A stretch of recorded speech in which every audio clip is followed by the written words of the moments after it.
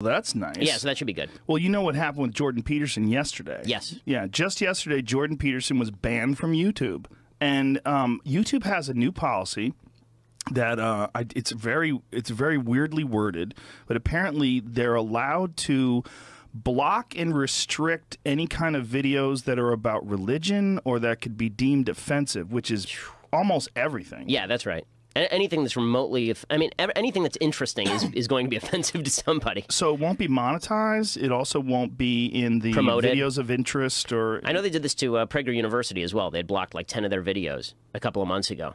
Yeah. So it's yeah. I mean, this is nasty stuff. And listen, YouTube's a private company. They have the right to do what they want. But don't proclaim that you're a free speech promoting institution if you're going to block people like Jordan Peterson, for God's sake. I mean, well, the problem is they're not blocking things that are offensive to other people. They're not blocking certain things that are representing Islam in a positive light. That's right. Or there's a lot of weirdness with this left-wing choice of what to censor and what not to censor.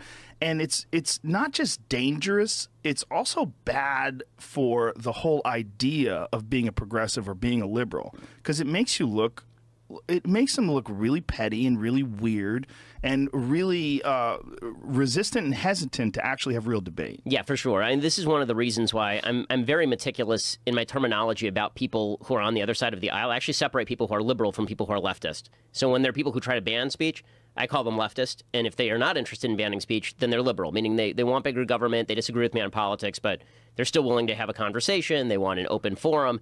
People who are on the hard left think that it's actually an insult to their identity to disagree with them. And this is what I experience sometimes on campuses, Cal State LA, where there's a near riot when I speak, or University of Wisconsin, where people storm the stage and stand in front of it and won't leave, or Penn State, where we have, again, another near violent incident over at Penn State, or DePaul, where they actually banned me outright. So sometimes you get this routine from people who think that they conflate their viewpoint with their identity, and then if you have a differing viewpoint, you're denying them their humanity. And it's like, no, I'm not denying you. I just think what you're saying is dumb. Like, That's a very good point. That's a very good point, is that they have their identity completely connected with their ideology.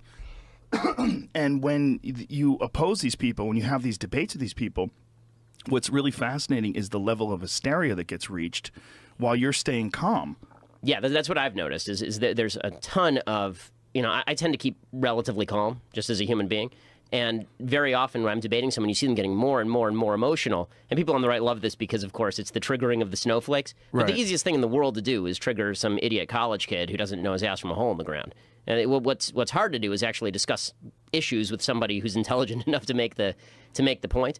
But the level of hysteria on the campuses has really increased. I mean, I now have to travel with 2 members of security to every campus, just because you don't know which campus is going to go off. I never had to travel with security before. It's the weirdest thing in the world. How long ago did this start happening? Well, February of 2016 is when I started traveling with security. So I spoke at University of Missouri. Remember they had the big blow-up at University of Missouri with Black Lives Matter taking over campus offices and suggesting that there was some sort of big racism problem at Mizzou, which is just ridiculous.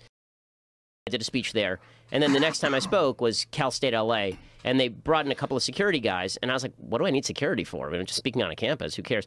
We get to the campus, and they had already tried to cancel my speech because of security, and I said, I'm coming anyway, so tough. I had to be escorted in by 20 armed police officers. I had to be escorted off campus by motorcycle cops flashing their lights. There were 300 students who had blocked all of the entrances, were physically assaulting people trying to get into the theater. The police had to sneak the students in 2 by 2 into the theater.